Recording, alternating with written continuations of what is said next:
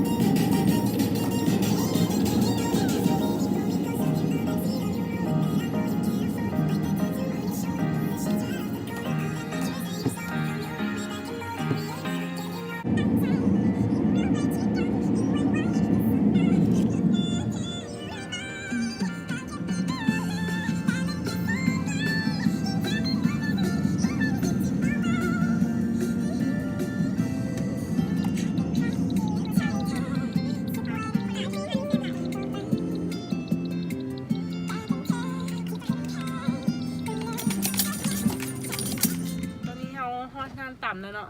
ลงไปเลยตอนนี้เขาได้มานั่งอยู่ห้างแล้วเนาะที่ห้างต่ำว่าห้างต่ำปักหมาเนาะบรรยากาศห้างคนหลายมาห้างนี่แซ่บหลาย